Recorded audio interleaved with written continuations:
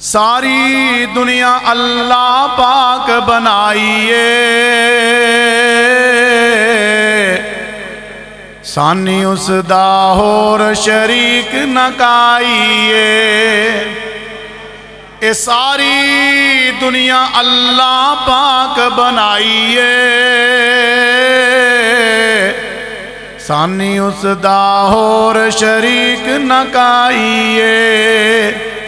मुर्गी दे विच अंडा नहीं रोशन दान उसदा, रोजी ओथे देंदा इक नगरान उसदा।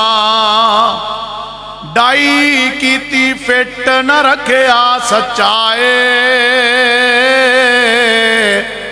पर बाहर निकलिया चूं चूं करदा बच्चाए। बिल्ली वेख के मां वल भजदा नसदा ए, आ गया दुश्मन मां नूं दसदा ए।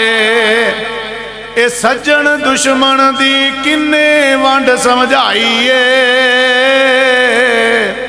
सानी उसदा होर शरीक न काईए। इको फुल नूं चूसे पूंड ते मक्खियां ने, वंडा दोवां विच वेखो मौला रखियां ने। मक्खियां बनावन शहद ते पूंड च जहरा ने,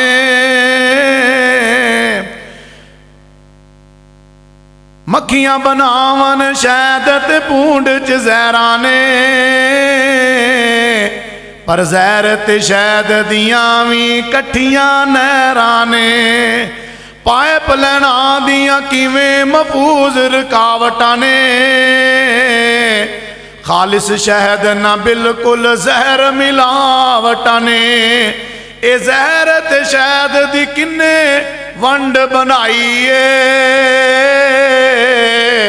सानी उसदा होर शरीक न काईए।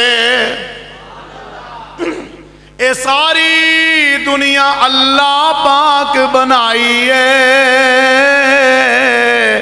सानी उसदा होर शरीक न काईए। चल जरा हुन वेख तू मज्जां गावां नूं, गोबर खून पेशाब दियां उन्हां थावां नूं। दुध दियां ओ बंदे आए ओथे नारां ने, काले थना विच वेख लै बगियां तारां ने। दुध मलाइयां हर दम बंदे आ रजना ए,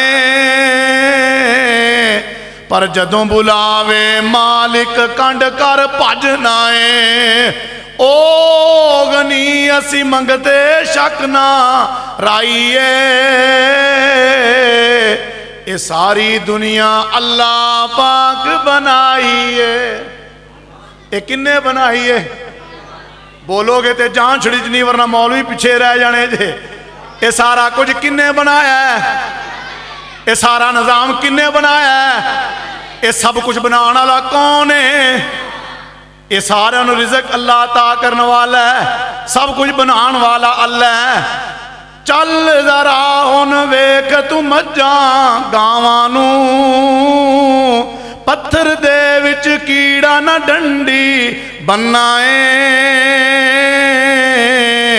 रिज़्क पिया ओथे खावे वन सवन्ना ए। ना कोई रस्ता ना कोई रस्ता ना कोई रोड उत्थे जांदा ए, फिर भी वेखो सावे पतरे खांदा ए। नरम नरम ए कीड़ा पत्थर च वसदा ए,